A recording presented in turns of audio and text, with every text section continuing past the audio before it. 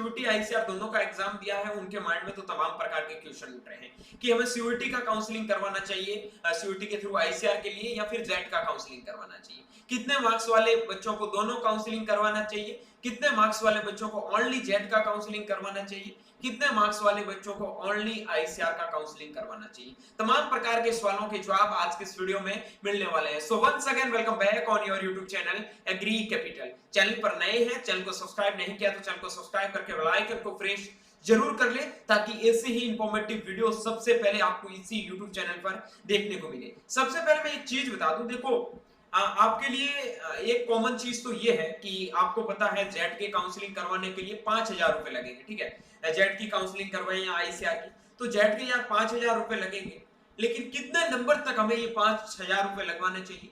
ICR के counselling का तो कोई ऑप्शन ही नहीं है, जिनके चाहे कितने भी नंबर आ रहे हैं उन सभी को काउंसलिंग करवाना ही है। चलिए ठीक है, वो तो 500 रुपए लग रहे हैं, कोई बड़ा इश्यू ही नहीं है, करवा लेंगे। लेकिन यार अब ये बता दो सर कि जेट का काउंसलिंग किन बच्चों को नहीं करवाना चाहिए, नहीं करवाने का क्या मकसद है और क्यों नहीं करवाना चाहिए।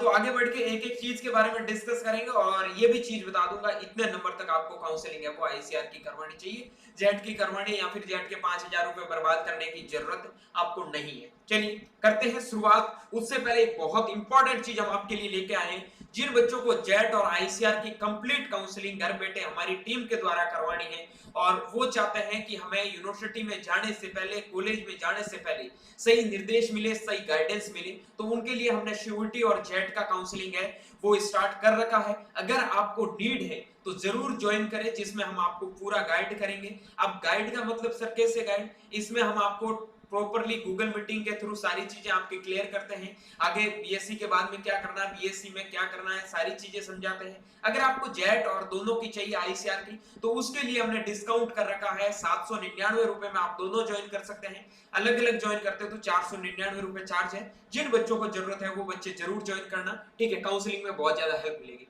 अब आता है हमारा मेन मुद्दा जिसके ऊपर हम चर्चा करेंगे, वो है कि कितने मार्क्स वाले बच्चों को आईसीआर के लिए जाना चाहिए और कितने मार्क्स वाले बच्चों को है वो जेट के लिए जाना चाहिए, ठीक है। चलिए एक एक चीज के बारे में मैं आपको समझाता हूं।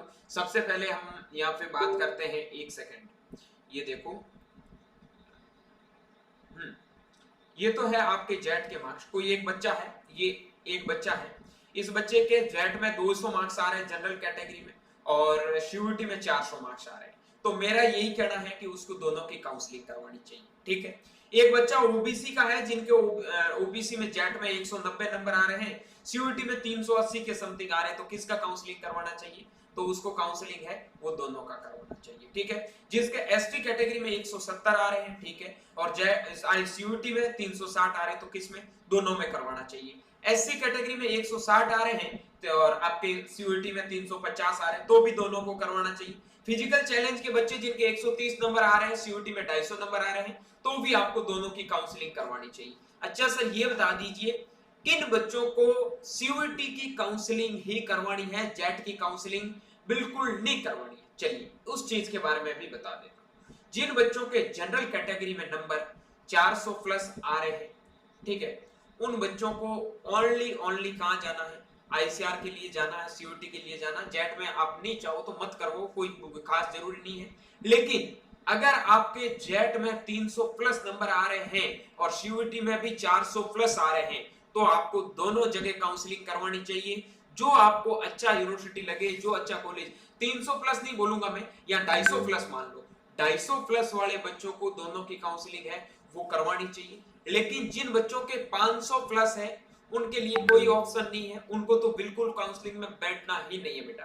सीट खराब मत करना, कोई फर्क पड़ने वाला है नहीं, और 5,000 रुपए अपने बर्बाद मत करना, कोई मकसद नहीं है, ठीक है।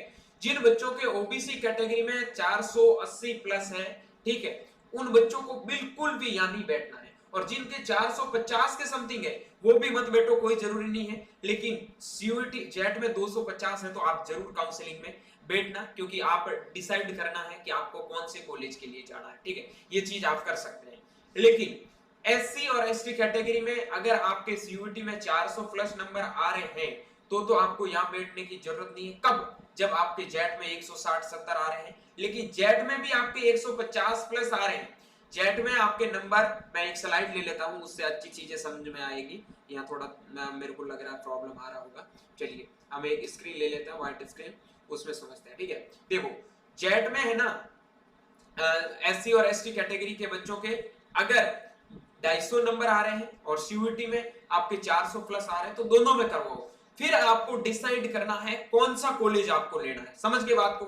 अब जिस बच्चे के ओबीसी और ईडब्ल्यूएस कैटेगरी के अंदर जेट के अंदर नंबर आ रहे हैं 250 280 प्लस, क्योंकि 280 प्लस पे यूनिवर्सिटी मिलेगा, और जेट में 450 प्लस पे टॉप 10 कॉलेज मिलेंगे। टॉप 10 कहने का मतलब है राजस्थान का जो सबसे टॉप कॉलेज है आरसीए, उसका आईसीआर के अंदर रैंक कितना है, 14वां, फिलहाल का पोजीशन 14वां है। ठीक है, 14वां पोजीशन है। अगर आपको टॉप 10 इसके ऊपर अच्छे कॉलेज मिल रहे हैं तो भाई यहाँ पे क्यों जाना, सही बात है ना।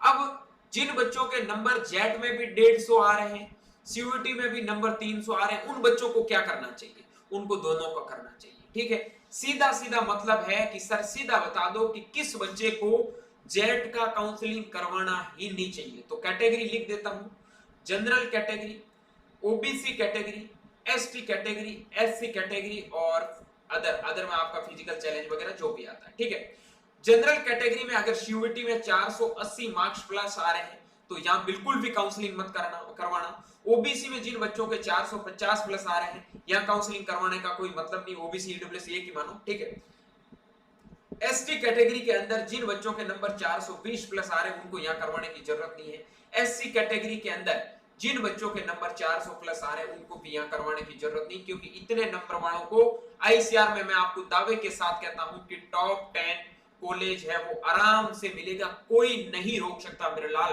अगर रोके ना तो मेरे को चीज बता देना, आप कुछ भी बता सकते हैं। ठीक है, अदर कैटेगरी में अगर आपके 350 प्लस है तो आप जेट के लिए मत जाओ, कोई आपका चांस बनेगा नहीं। अब काफी ऐसे बच्चे होते हैं सर हम दोनों करवाएंगे, पैसों की कोई दिक्कत नहीं, तो आप दोनों करवाओ, लेकिन सीट है वो एक्सेप्ट मत करना, सीट एक्सेप्ट मत करना, खराब करोगे फालतू में सीट ताकि किसी को मिल जाए सीट। ये काम अच्छा, हालांकि जोधपुर यूनिवर्सिटी ने लास्ट ईयर से ये काम बंद कर दिया, खराब तो वो बढ़े नहीं देती, तो भी थोड़ा अपने आप के लिए ध्यान रखना। ठीक है, तो ये एक कॉमन डाउट था कि सर आईसीआर की काउंसलिंग करवाएं या जेट की काउंसलिंग करवाएं, ये चीज मैंने आपको अच्छे से बता दी है। आई होप ये सारी चीजें आपको समझ में आई, तो वीडियो को लाइक करके दोस्तों के साथ में भी शेयर कर देना।